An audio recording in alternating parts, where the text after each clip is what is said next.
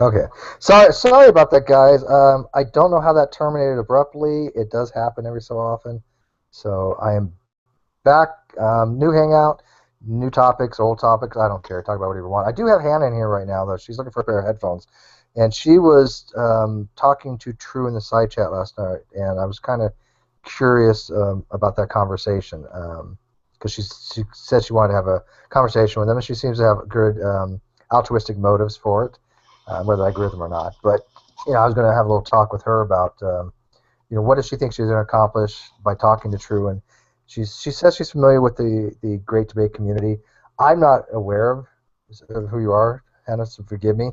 Um, I mean, I don't know if you've engaged in Hangouts before.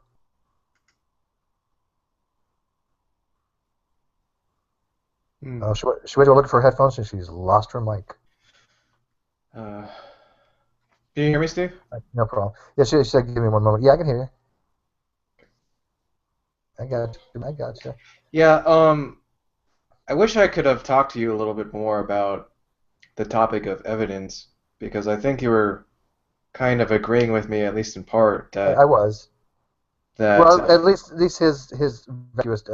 He didn't understand what I was trying to tell him before, but and he seems to have this very skewed understanding of. I mean, yes, there's a gradient of evidence, but I agree with you 100%. If something is so non-evidential to be non-evidential, then why call it evidence? It's basically, like you said, a vacuous term at that point. yeah, and I mean it's really frustrating because he asks you a question and he doesn't frame it correctly. And then you're like, yes, like, can anything be presented as evidence? Sure, yeah. And then he just equivocates that and says, like, see, like anything is evidence, right? Right, that Like, doesn't make. Yeah, I agree with you on that. See, that's where he gets confused. You can present anything you want as evidence. It doesn't mean it is evidence. I think that would be At least the right and all. acceptable way. Go ahead. Sorry. I think that'd Go be ahead. No, the go ahead. acceptable way to put it. Like, I present it as evidence, right? All And then, right. like, if you wanted to be specific, like Jack would say, he would probably say, like, it is evidence if um, Hello? it Hello? increases the probability for, Hey, Hannah. X You're hypothesis. right, and Jack is right on that. I had, and yes, I did go after Jack for about 2 hours on this very topic. It wasn't that I was saying Jack was wrong. I never said that. Jack wasn't understanding what Spoken was trying to say, and then as I'm finding out, I don't think Spoken really understood what I was trying to say. Yeah. Because I do agree with you that yes, you can present anything you want as evidence, and in certain cases, things are marginally considered subjective evidence. The Bible, the argument was on the Bible. The Bible is evidence. Okay, that is what the Jack didn't really understand that I was explaining to him. But It can be but presented as evidence.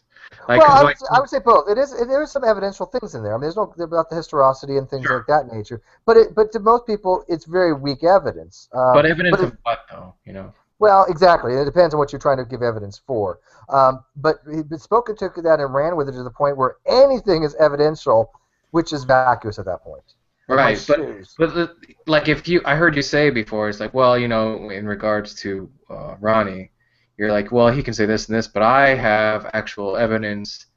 I have evidence and the facts on my side, but like by the loose definition of evidence, that's he also has evidence on his side, so it's Yeah, kind of not really saying much. it's a trivial definition. Yeah.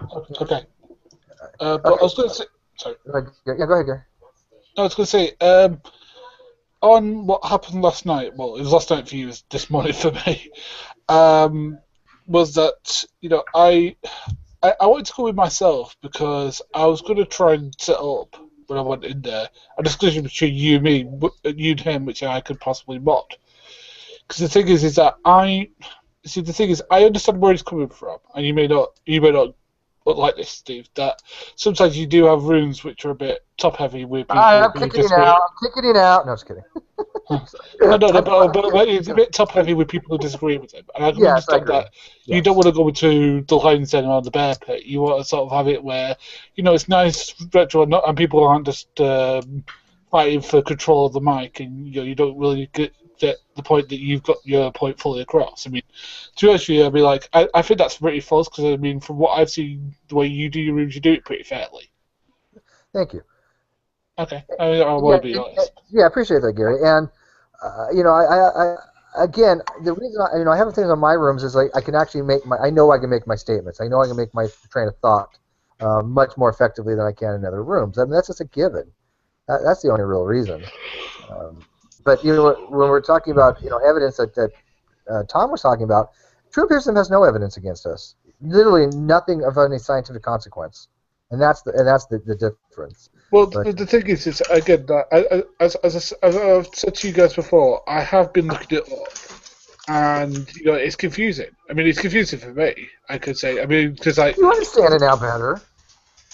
no, I think you do understand things better now than you did before, though, didn't you, Gary? yeah. But there's still things that are confusing me. Like, for example, when it says that, certain things dissolve at a faster rate in final water, and it can cause degradation in that. But again, it was all over the place with a definitive answer, because I was trying to get a definitive answer of how long it took. And it said, some said thousands of years, some said hundreds of years, some say it depends what's kind of environment it's kept in, because there could be other if it's not kept in a sealed thing, then other atmospheric pressures could affect it. Again, this is what I'm getting from looking at it from about just a few educational sources. Well, I think I just look at it this way: when they say DNA doesn't degrade in water, what that means is if you put DNA in water, what happens immediately? Does it degrade? No. It dissolves. It dissolves, and that's what they're talking about. What happens 31 million years from now is not a consequence to us, okay?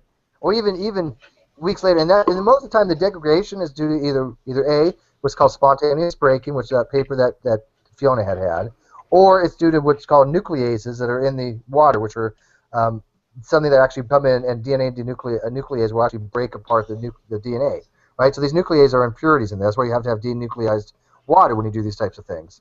So there are always going to be impurities in these water, and that's what a lot of times that's what causes the degradation of the DNA. It's not the water itself. The water is not going to really break down these bonds, right?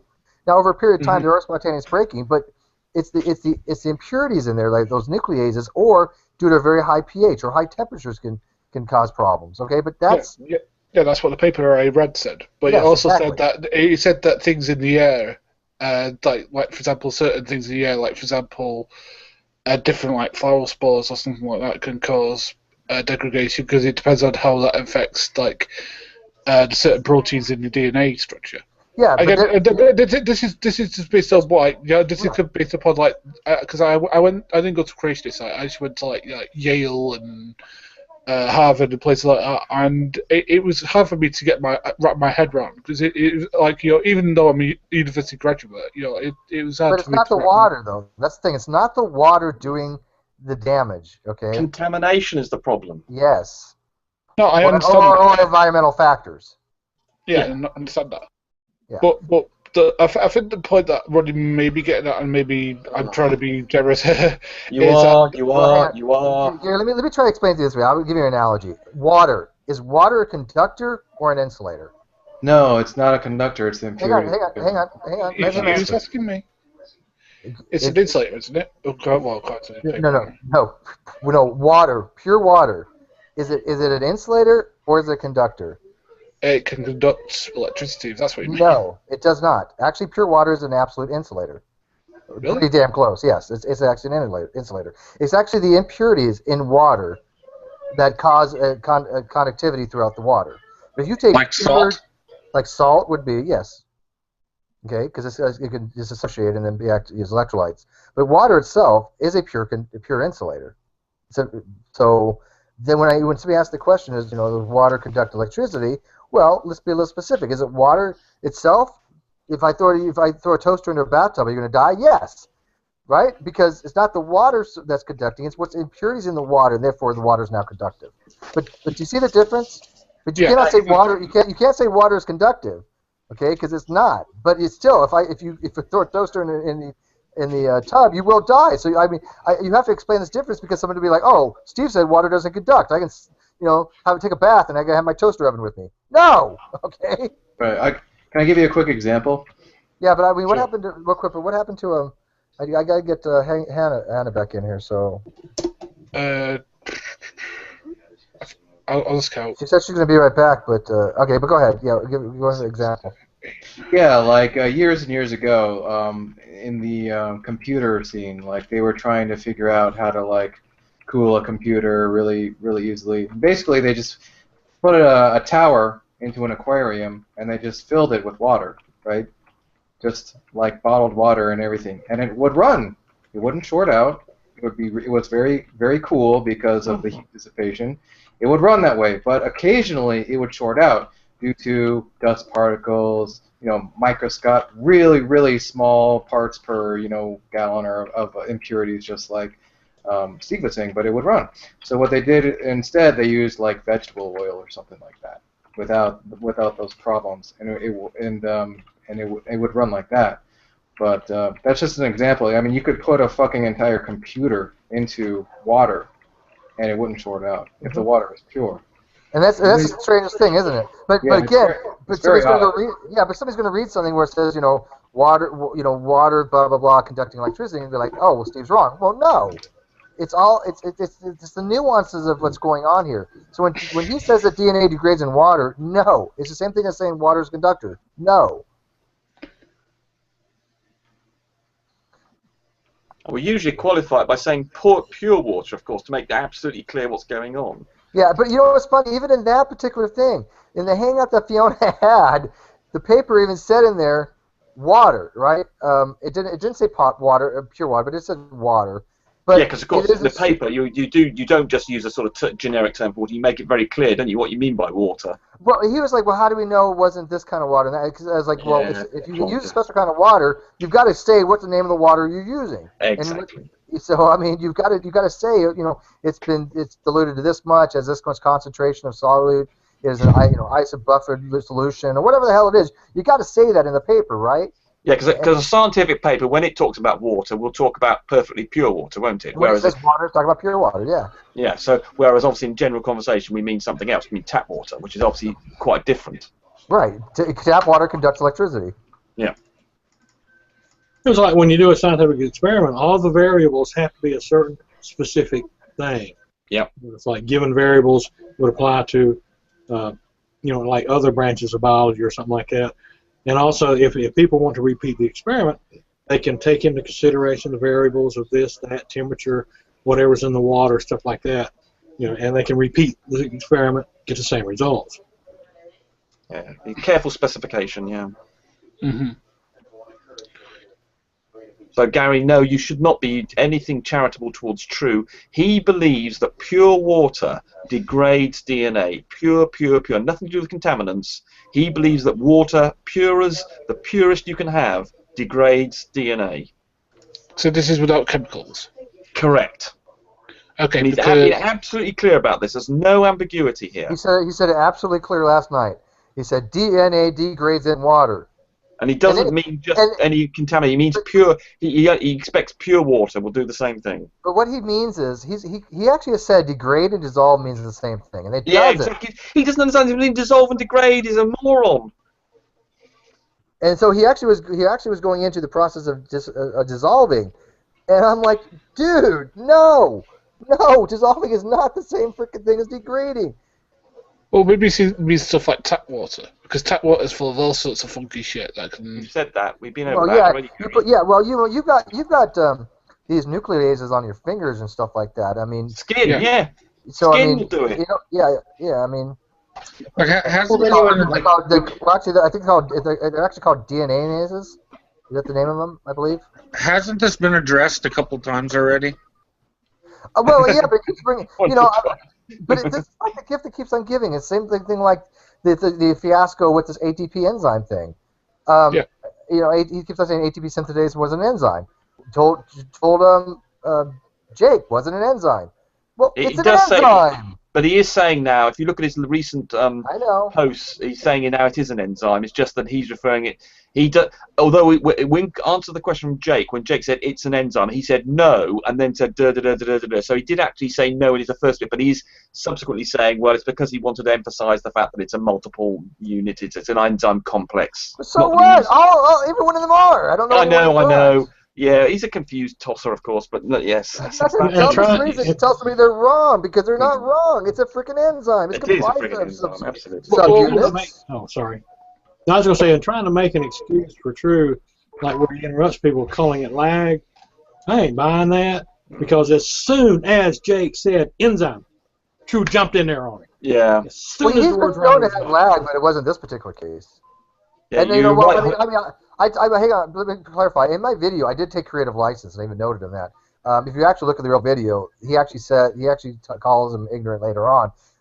Not quite right afterwards. So I mean, I did edit the video that way. I'm not trying to hide that. That's what I said. That's good. Creative It's video. good video, Steve. Good video. But he did specifically say he was ignorant. And he was asking him. That's why I wanted to make the point. He was saying to him, "Why are you saying it's an enzyme?" And he's like, "But it is an enzyme." That's actually the conversation. I just eliminated a little bit of the nonsensical part to have it flow better. And yeah, I'm not trying to hide anything. I even said I took creative liberties on it. Did he ask that actual question? I forgot now. He said, "Why do you call it an enzyme?" Did he say that? Yeah. Yes. Right. Yes. Yeah, I think Heavy's right. I think the emphasis, the way he said it's so emphatic about the no, it suggests that he didn't really understand what he was talking about. Yeah, say, oh, well, we ought to give True a chance because of lag or this or that or whatever. I'm like, no, don't give him a damn thing. Well, he lagged out the other day, and he lagged out on Hogtie, and Hogtie was trying to explain to him, hey, hold on, let me tell you, you're like 10 seconds behind us right now, and kept telling Hogtie to shut up, and then he booted him, and then said, oh, he's lying, look at Hogtie, he's lying, he always does this stuff. Hogtie of all people. Okay, I mean, this is the amount of deception this guy has. He's just deluded that he lives in his own little bubble, and he has no self-reflection whatsoever. Yeah.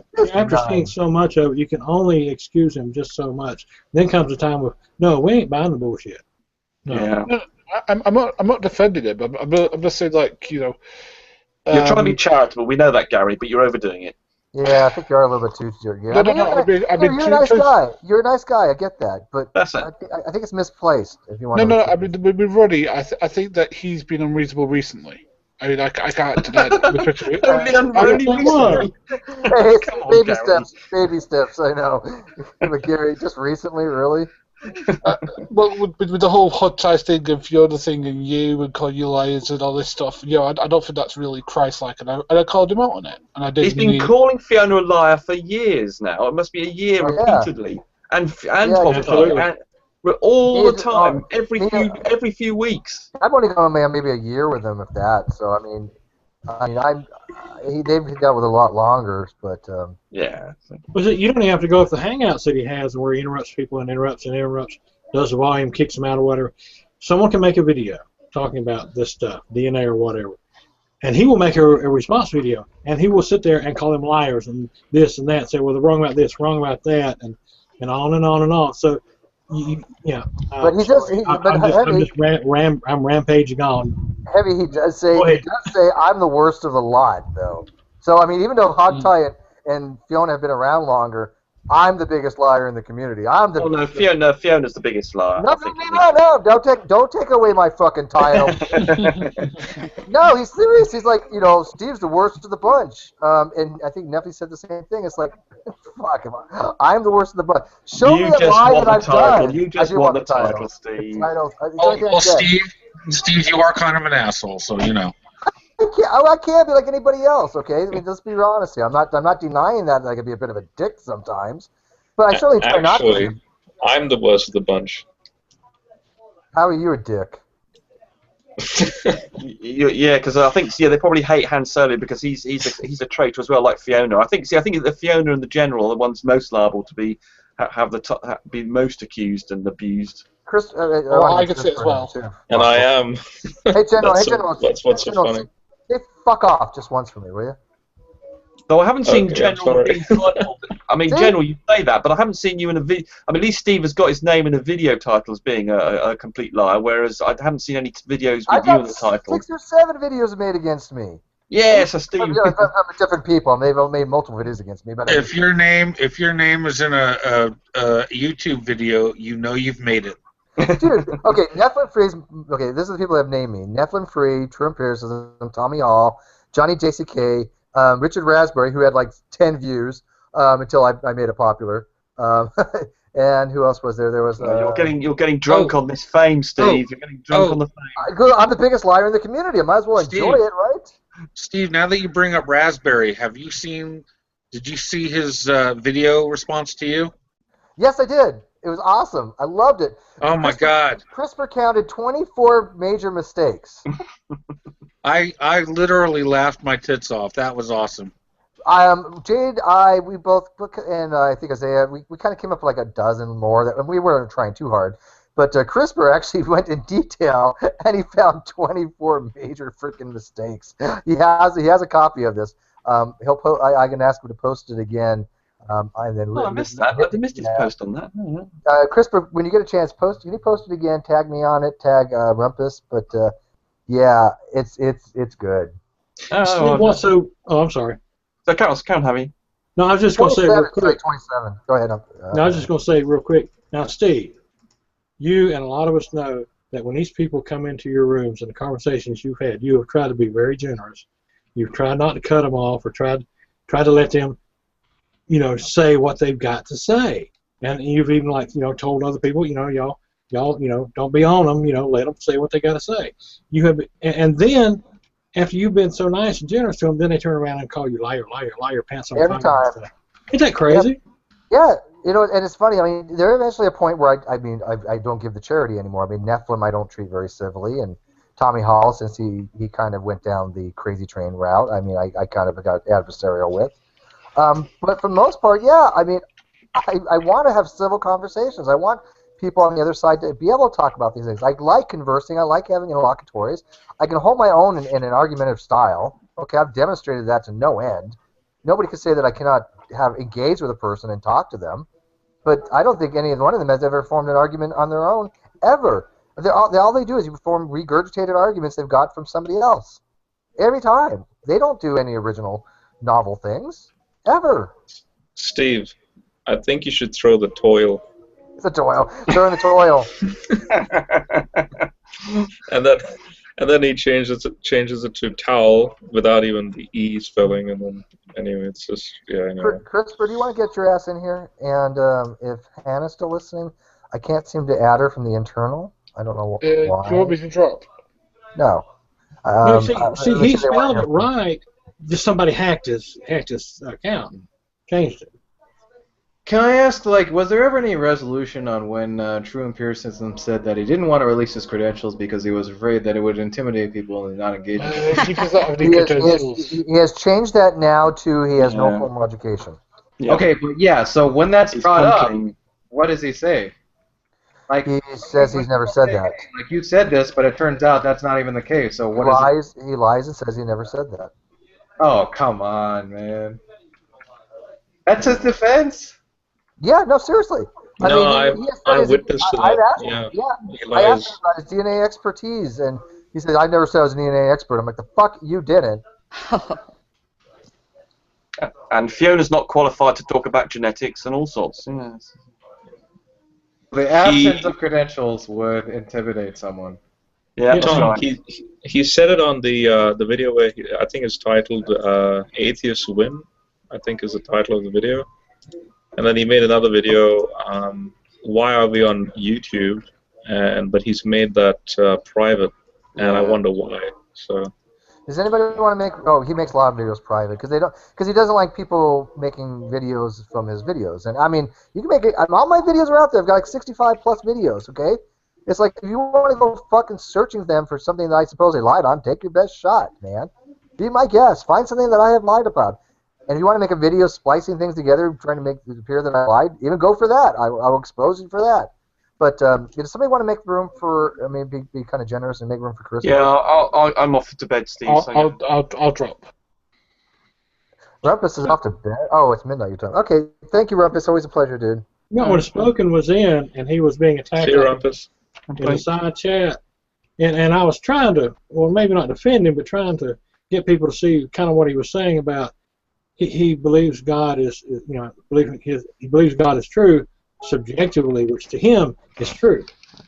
And I think people were misunderstanding the wording he was using. And his wording may have been it's hard to say that anyone is misunderstanding him necessarily, because he doesn't always formulate his statements in a way which he fully grasps what he's saying. He's a little bit sloppy with his language, and that's cool that he basically was clarified and kind of like just said he misspoke or whatever, and that's fine. But if he doesn't do that, and if he's resistant to doing something like that, then like we get into a lot of problems because he's basically contradicting himself in his own statement. Yeah, and I find it kind of hard to believe that he doesn't know about what's happening with True and all this stuff that y'all were telling him about. I don't know. I find kinda it odd have- too because I've talked to him in the slide chat in the live feed numerous times when maybe he's just not paying attention to what True's saying. I don't know. I'm going to give Smoking the benefit of the doubt on that. So, anyways. Yeah, because sometimes Spoken is very reasonable to talk to, and then other times, well, not quite so reasonable, but we can all be like that. Anyways, CRISPR, how are you, my friend? Pretty good. So, are you going to go into his hangout on Sunday? Are you going to engage with him? Well, I had that somewhat hog-tie-esque post earlier about what he needs to start doing if he wants people to take him seriously, and I think I'm going to hold him to that if he wants me or anybody else to join his rooms. I don't know what post you're referring to off the top of my head. It was I posted it this morning. It was a little on the long side, but it was basically a list of things that I thought suggestions to him about how he should start behaving if he wants people to take him seriously. Oh, I'm not sure how I missed that. I'll have to look for it. Might have gotten lost in the. I get a big feed, by the way. But I mean, sometimes you miss stuff. Yeah. I do. If he does abide by those things, which I know he won't, he'll break anything that he says he'll abide by. But I mean, I'm not telling people you don't actually, don't go into his hangout because Steve says so. I just giving you fair warning that we've all been in his hangouts. We know how they go. I mean, I got a perfect demonstration of it again last night. I want to have a good conversation with Ronnie, and I know what questions I want to ask him. I can only ask him and talk these things about him in my hangouts. There's no possible way I could ever do it in his because he wants to have control. But I don't know that it would work in your hangout, though. All he does is talk over whoever it is that he's engaging with. That's his way of avoiding having to account for anything. Is that Nora? Pardon? Oh, who's this? I heard a voice. Oh, Rero. Is who? Rero. Oh, Rero. Oh, hey, okay, Hello. Rero. Hi. For some reason, I want to say Rutro. Rutro's fine. Yeah, I just don't know that it would help. It would be better to have it in your room than his room, but I've never seen him not just continue to talk over whoever it is that he's engaging with, because he doesn't have any answers for anything. Yeah, and he So wants to deflect the things. That's why I want to get on point. I have very specific questions I want to ask him. Sam has very specific questions he wants to ask him. I know if it's in my room, he can't just equivocate and start, going off some tangent about motors and turbines and ACB for my. And that's what I'm afraid is going to happen. Right. I could do an interlocutory. I'm pretty decent at asking questions when I'm having an engagement with people. I could get to the crux of the matter. That's kind of the thing that I like to do, okay? I'm not the greatest at it, but I'm decent. And thank you. You're welcome.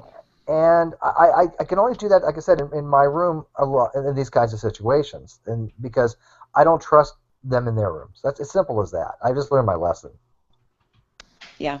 I mean, what can you do with...